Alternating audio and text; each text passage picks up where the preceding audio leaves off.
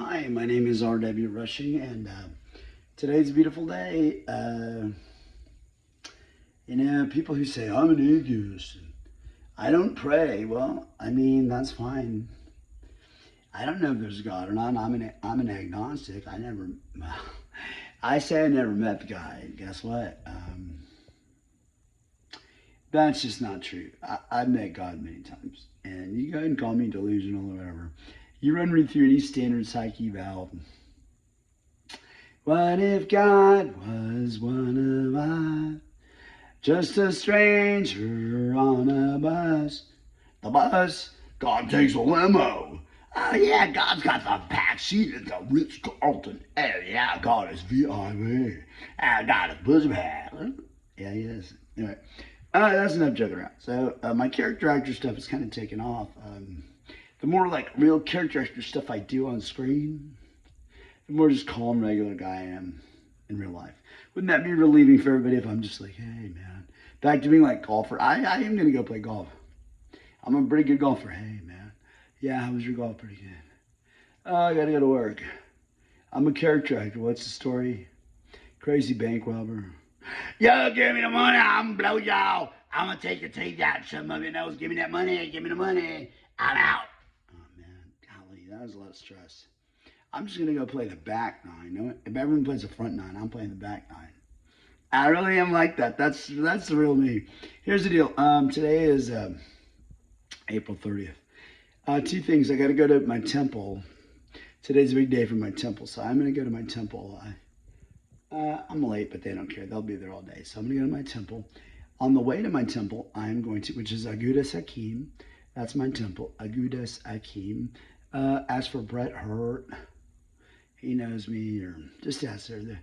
Ask him about R.W. Rushing, the white boy. They know me. Ask Dr. Brad Brenner. Oh, Dr. Brad Brenner. Is there to be really Agudas Hakim? He sure is. That's who you're messing with. You go ahead and explain it all to Agudas Hakim about why you're interfering with my duties as a father to help my children. That's what you're doing. You're interfering with a father's desire to educate his children through certain books. Specifically, Haley, their mother, about 2 weeks ago, I have it on tape, she said, she and I have been lovely.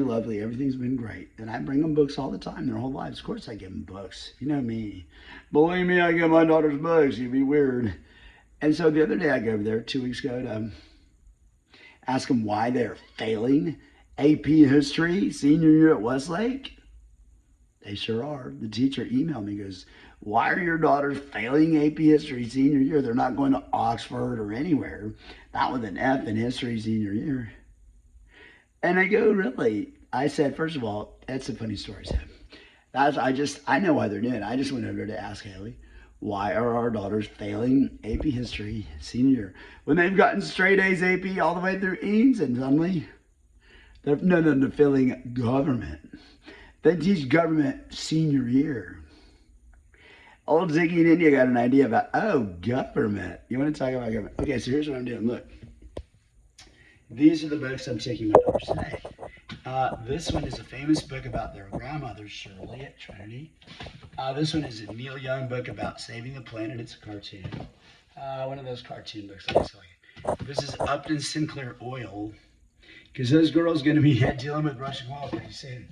This is the Norton Anthology of English Literature. This is, I'm going to pick up, it's too heavy. This is Norton Shakespeare. Now, both of those were given to me by Fred. Of course, Fred J. Ross just walks and goes, he just puts them on the table and walks out, typical Fred. And 1,000 Places to See Before You Die. That one's for India because she's kind of soft.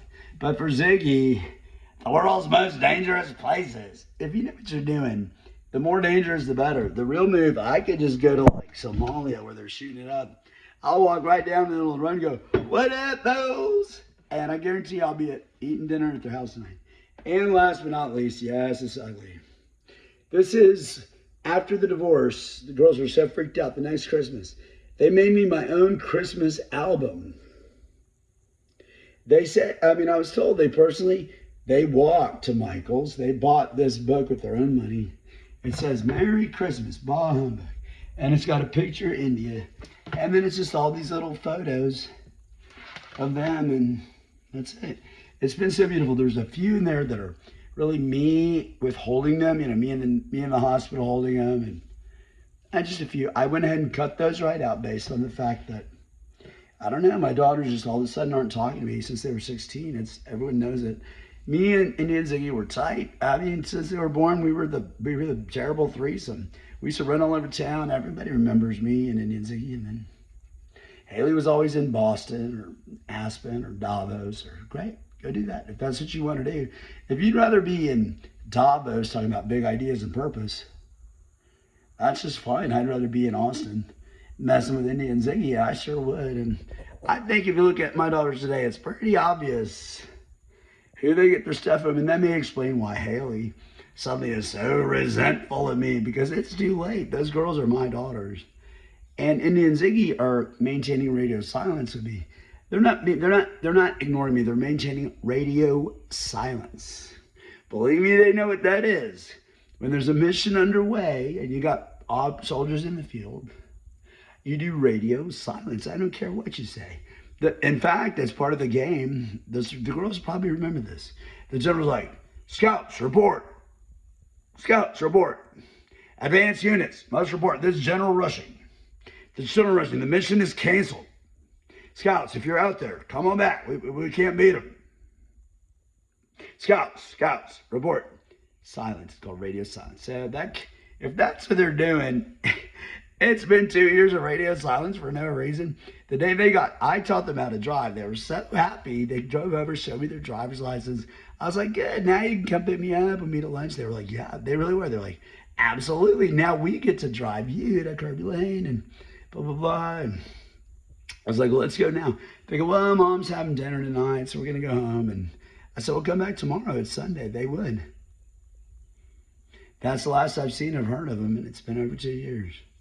But I hear through the grapevine, they're doing some cool stuff. So I'm going to cut them some slack, give them some space. But what I can do, what I will do, and I don't care if I do life in prison for this one, I am going to take these books and I'm just going to put them on the front door and I'm going to leave.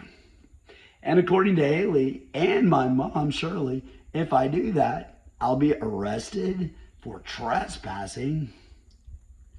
And I'll do about a month in prison for trespassing, which is not true because they got to file a restraining order to make that happen. Trespassing, as long as you're there, you're not supposed to be there, they'll give you a trespassing ticket.